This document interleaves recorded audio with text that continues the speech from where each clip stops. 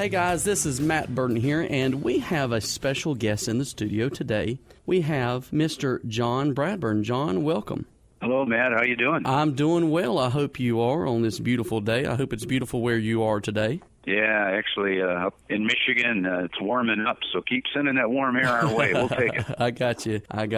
John, like I said, let's just talk a little bit about GM, General Motors, is doing a lot of things, not only in the car industry, but they're doing a lot of very positive things in a lot of different areas. And one thing is I have a strong passion for the homeless community. John, tell us exactly what GM's working on right now. Yeah, we're doing a project we call Do Your Part, because we believe that in order to make a great impact on our earth and our society, it takes a lot of people to do their part to, step up. And in fact, what we've done with this particular project is focused on something that everybody finds common, and that's water bottles. That's those clear water bottles that you see all over, and they're used and has some benefit, but we want to give them additional benefit. And those benefits include making them into a new product after use. It's in line with our landfill-free program, where we try to reduce waste. We try to recycle and reuse.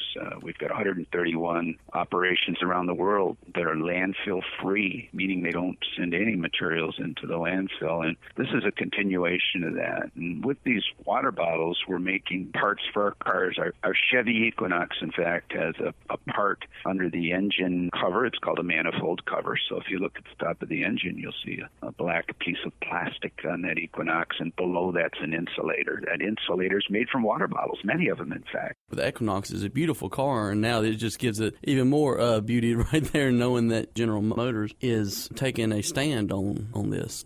That's right. In fact, we believe part of helping the environment is working with people in need, because humans are the stewards of the earth, right? I mean, it's our job really is to protect the earth and its inhabitants, all living species, as well as people. People are the stewards. So that's why from the beginning we knew we wanted to also work with people, help those in need. We targeted the material. We knew it had great insulating capabilities made from these water bottles. So we've partnered with the Empowerment Plan in Detroit, and they make coats for the homeless. And those coats are made by formerly homeless women. Oh, nice. And in fact, that's right. So it's a jobs training development program, and those coats are distributed really around the world, 11 countries, but many states.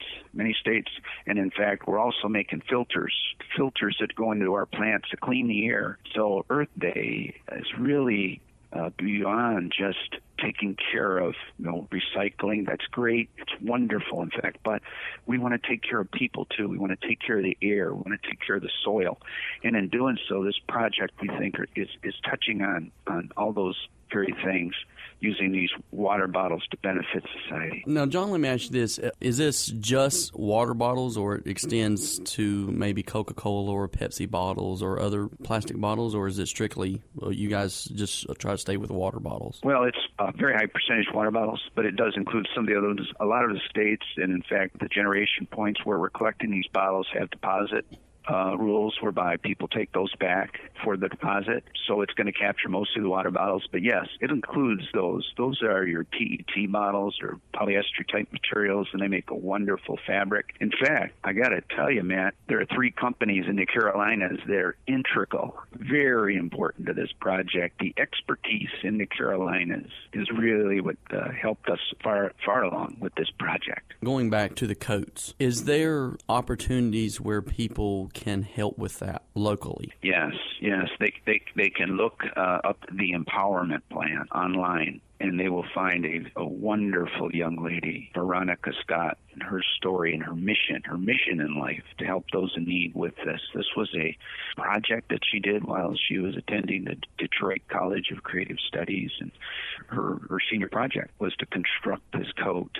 And it is a wonderful story. She really, really is somebody who cares for people. And that's how they can help. Go to her website, and they'll find out more about it and do their part. Perfect.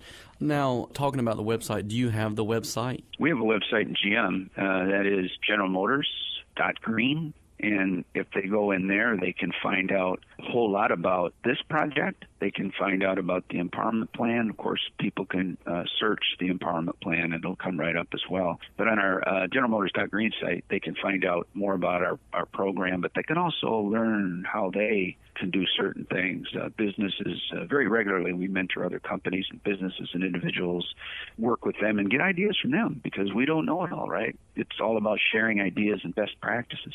Sure.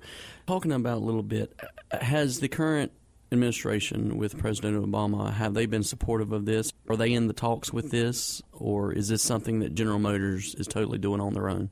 It really is a culmination of efforts. Certainly businesses drive these things. Businesses can make these things happen in industry. The companies that I mentioned in the Carolinas, like William T. Burnett, Unify, Rogers Foam, William T. Burnett's in Statesville, in fact, just near you, were key. But yes, government, academia, NGOs, they all can play a role in this.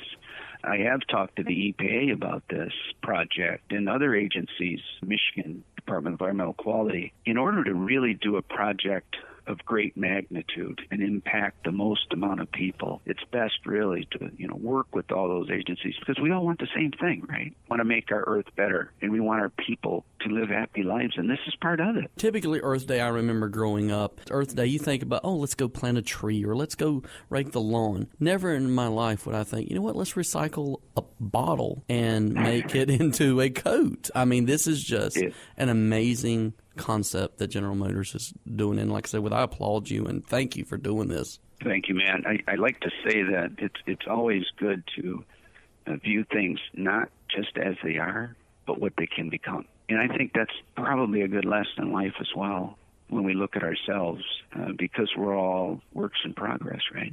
And so are materials. What can we create out of some things? And in fact, I know people in the South have had great experience in that. I really enjoy doing it myself. It can be a lot of fun. What can we make out of different things? That's important too. Well, everyone, thank you for listening. We've had the great honor of talking to the Global Manager of Waste Reduction and Landfill-Free Efforts for GM, John Bradburn. John, thank you so much, and thank GM for us for continuing to do their part for the environment, but not only helping those less fortunate. Well, and Matt, I want to thank you too and your listenership, because this is an important subject, and they're part of it as well. And I know they're doing some great things too. Give us that website one last time. generalmotors.green. You'll find a lot of interesting things there. All right, John, thank you so much, and everyone, thanks for listening.